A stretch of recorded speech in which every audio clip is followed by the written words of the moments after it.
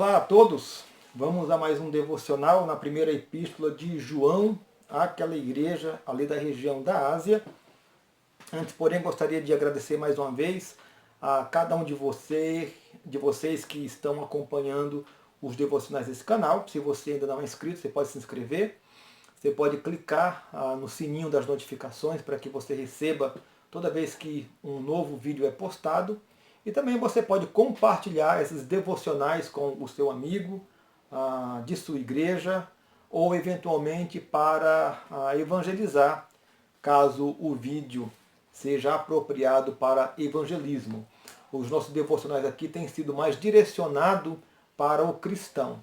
Então aí um pouco de cuidado nesta ação de evangelismo. Hoje eu gostaria então de falar rapidamente sobre 1 João, capítulo 2, verso 22, um único versículo, na verdade uma única palavra, que é a palavra negar. O verso 22 vai dizer: quem é o mentiroso, senão aquele que nega que Jesus é o Cristo?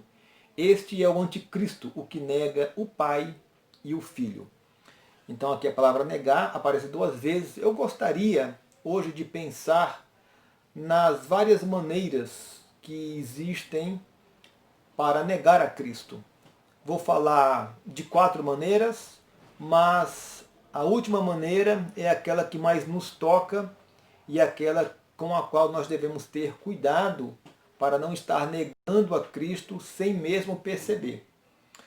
Bom, indo então para o primeiro ponto aqui, uma maneira de negar a Cristo é exatamente esta que existe aqui na Epístola de João e que João está combatendo aqui nesta carta, que é a questão gnóstica. Nós já falamos isso num outro vídeo sobre o gnosticismo, mas vale lembrar que João está aqui combatendo esta forma herética, distorcida, do entendimento que alguns mestres, mesmo se dizendo cristão, e no seio da comunidade cristã, estava ensinando esta forma diferente, herética, da pessoa de Cristo. E aí se trata de uma visão gnóstica. E existia ali várias vertentes e várias maneiras diferentes de entendimento dessa cristologia. Aqui eu estou com esse livro, A História da Teologia Cristã, de Roger Olsen. E aqui logo no início ele vai falar dessa questão. E ele fala, por exemplo, do docetismo. Aqui ele diz que alguns ensinavam que esse Cristo apareceu na pessoa de Jesus, mas que Jesus nunca foi realmente um ser humano físico. Esse tipo de cristologia é conhecido por docetismo, da palavra grega dokel, que significa aparecer ou parecer. Então, na verdade, Jesus parecia ser o Cristo, mas na verdade Jesus nunca foi o Cristo. E aí existia também, entre outros gnósticos, uma cristologia dualista, na qual o Cristo entrou em Jesus no batismo e abandonou logo antes da sua crucificação. É interessante que o gnóstico sempre vai imaginar que Jesus era uma pessoa e Cristo era outra pessoa. Então aqui, por exemplo, no gnosticismo dualista, ele diz que o Cristo ele entrou em Jesus por ocasião do seu batismo, mas ele saiu de Jesus por ocasião da sua morte. É claro que isso traz grandes desdobramentos para a questão soteriológica, a questão de salvação, e é claro que, sendo isso heresia, é exatamente esse tipo de negação que João está aqui combatendo na sua carta. Então esse é o primeiro tipo de negação e creio eu que nós estamos livres dessa negação.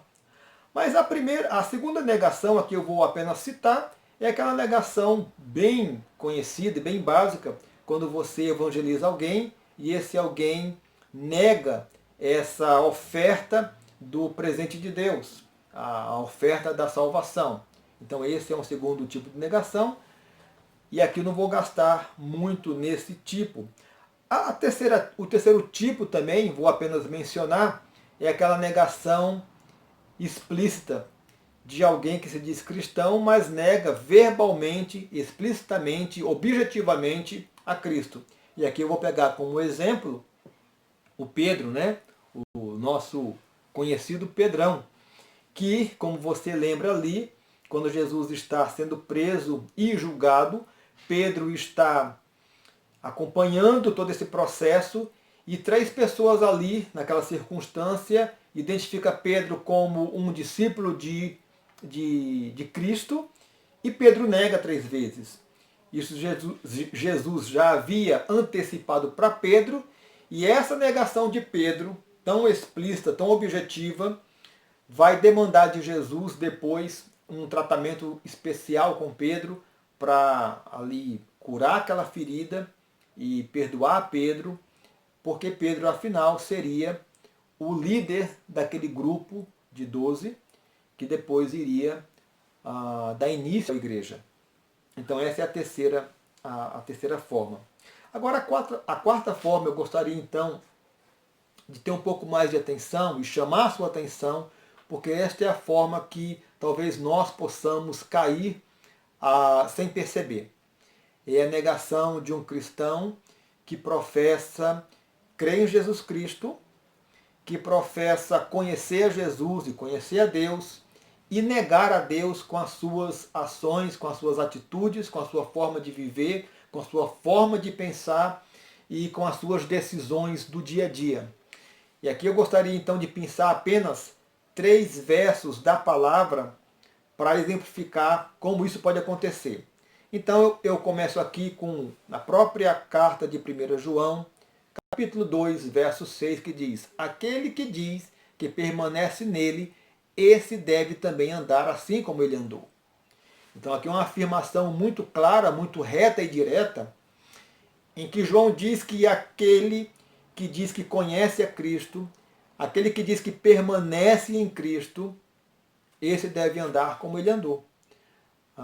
O andar aqui é viver a vida cotidiana, a vida comum, como Cristo viveu, nas suas decisões, na sua forma de falar, na sua forma de agir, na sua forma de pensar, na maneira como se decidia as coisas, sempre alinhado com o pensamento de Deus, na questão do perdão, em que Cristo mostra explicitamente, por ocasião da sua crucificação, como ele perdoou os seus algozes, orando a Deus que perdoasse aqueles soldados e aquele povo ali, povo judeu, os líderes judeus, porque eles não sabiam o que estavam fazendo. Então aqui é um desafio para mim e para você fazer essa mesma caminhada, mas eu quero lembrar que não é uma opção, porque na verdade, se nós somos discípulos de Cristo, nós devemos andar como Cristo andou, e isso vai demandar de nós, de fato, algumas decisões importantes e alguma postura de vida cristã.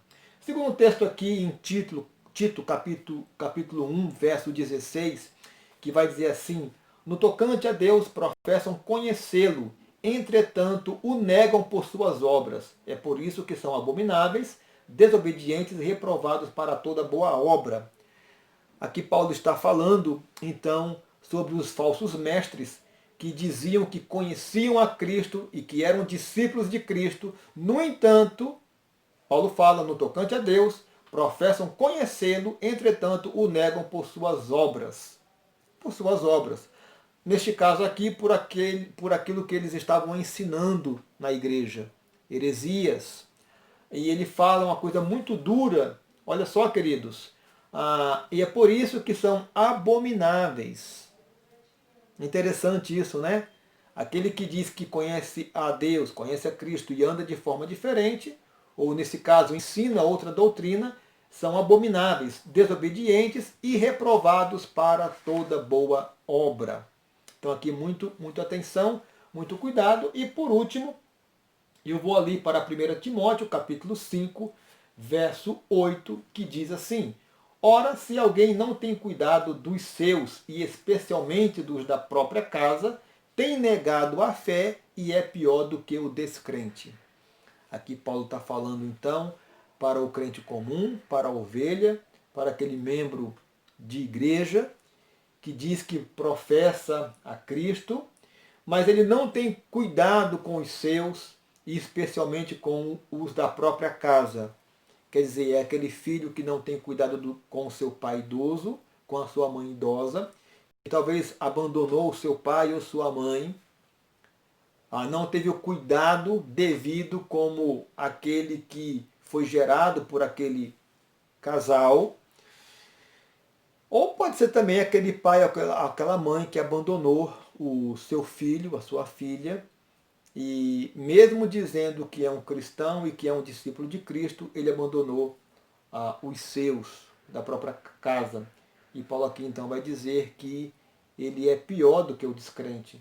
Então aqui muito cuidado, queridos, com as nossas ações, os nossos atos, aquilo que fazemos, que falamos, que pensamos, porque tudo isso pode estar, na verdade, negando aquilo que nós professamos ser. E às vezes nós nem percebamos essa realidade. Eu queria então dizer que negar Jesus é um mau negócio. Negar Jesus verbalmente ou por meio dos nossos atos é um mau negócio, porque Jesus falou ali que aquele que o confessar diante dos homens, Jesus o confessará diante do Pai.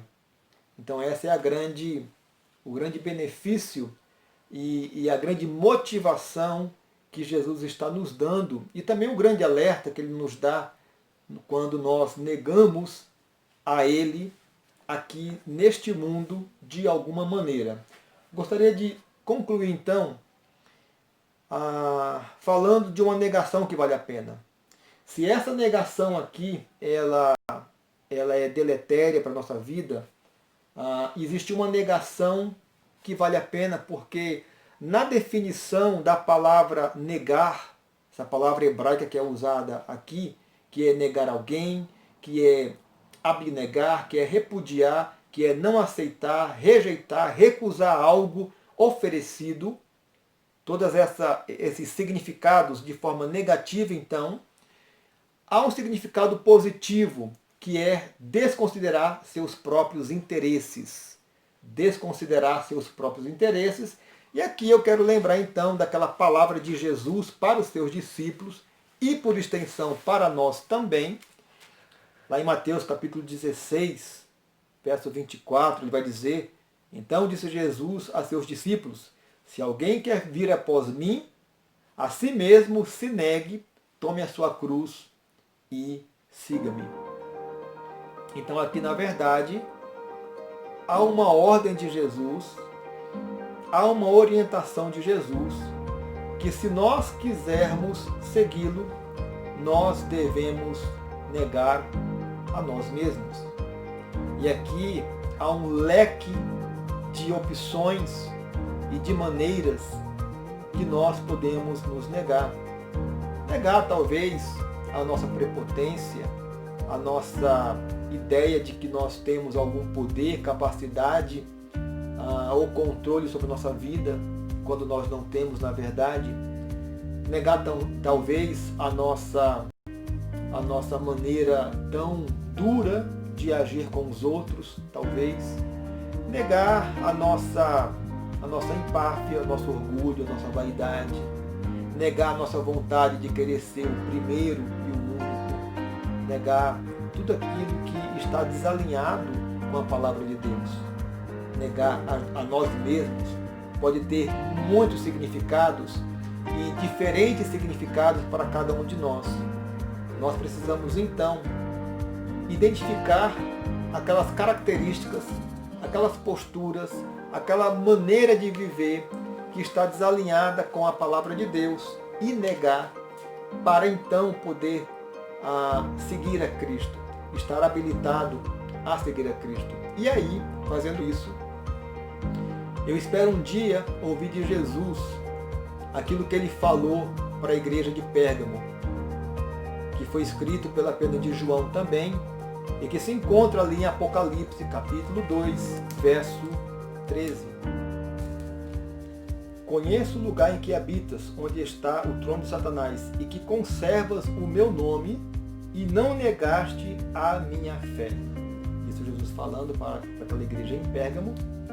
E um dia, talvez, Ele possa então se dirigir a nós com esta palavra. Talvez assim: olha, eu sei que você viveu num tempo difícil, no meio de uma sociedade incrédula, dura, corrompida, mas você não negou a minha fé, você não negou a este que morreu por você.